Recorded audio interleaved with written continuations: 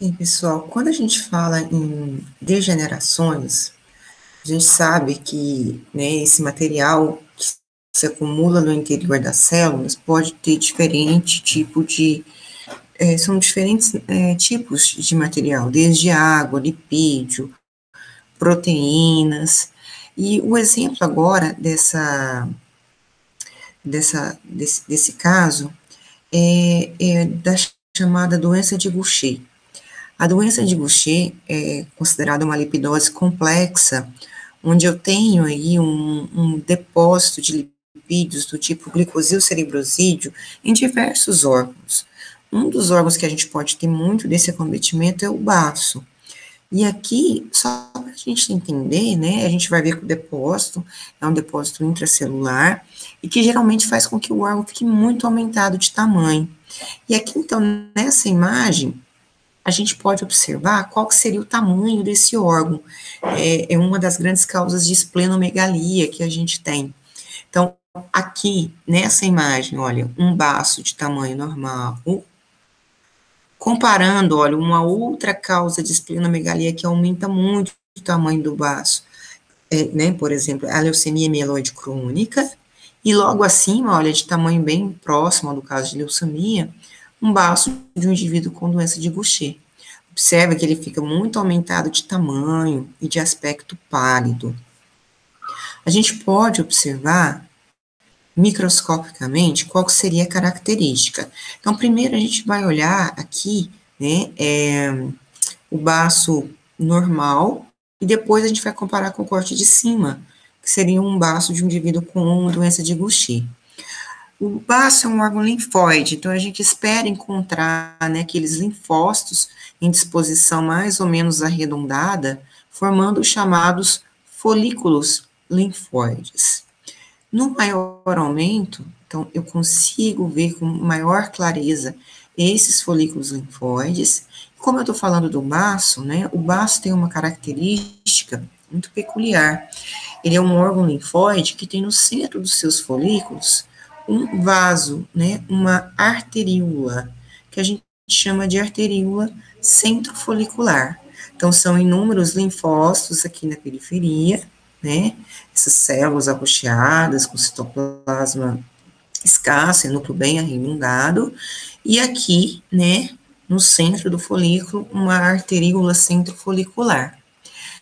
Observem que ao redor dos folículos, a gente tem uma área, né, que está repleta de células, com citoplasma um pouco mais rosa, um pouco maior, que são macrófagos. Eles estão rodeando aqui milhares aqui de vasos sanguíneos. A gente pode chamar de sinusoides, que são vasos aí de parede extremamente delicada e fina. E aqui, então, a gente vai comparar esse aspecto, que seria o aspecto habitual, normal, com o aspecto da doença de Gaucher.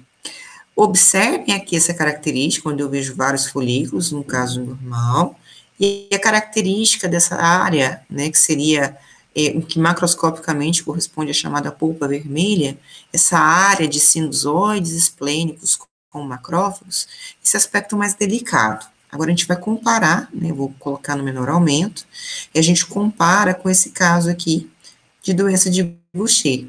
Primeiro, a quantidade de folículos, né? A gente já vê uma densidade menor. Isso porque o material, o lipídio aqui que se deposita nesse glicosil cerebrosídeo, ele se deposita principalmente no citoplasma dos macrófagos da polpa vermelha, que fica entre, né, esses folículos. Então, acaba comprimindo esses folículos e a gente vai tendo uma redução da densidade folicular. Então, aqui, olha, vários folículos normal. Quando a gente compara com o alterado, olha, 5 folículos mais evidentes. Então, já diminui muita quantidade, isso porque eles estão sendo comprimidos por esse material que está expandindo aqui, o que corresponde macroscopicamente à chamada polpa vermelha. Eu não vejo uma nitidez mais de arteríola centrifolicular, também devido à compressão. E quando eu aumento aqui, principalmente nessa área de polpa vermelha, eu vejo, assim, um aspecto mais claro, né, desse tecido, e à medida que eu vou aproximando, eu chego aqui no meu aumento maior, eu observo, por exemplo, observe aqui, olha, o núcleo da célula em um citoplasma extremamente volumoso, róseo e claro. Isso vai se repetindo, olha, eu observo nessa outra imagem aqui, esse citoplasma bem volumoso, aqui, nessa outra imagem, observe, isso vai se repetindo em vários pontos. Então, núcleo bem definido, e célula com citoplasma amplo, róseo e claro. Aqui, outro núcleo, e a célula, citoplasma extremamente aumentado.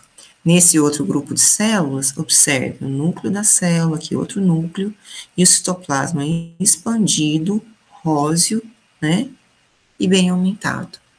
Então, isso caracteriza aqui para mim, né, isso vai se repetindo difusamente por todo esse corte histológico, eu vou vendo esse mesmo aspecto, né, isso vai se depositando, né, várias células com esse aspecto róseo, né, e aumentado do citoplasma, fazendo com que o órgão como um todo se aumente de tamanho, levando a uma esplenomegalia que a gente pode ver aí com frequência aí nesses pacientes com doença de Gaucher.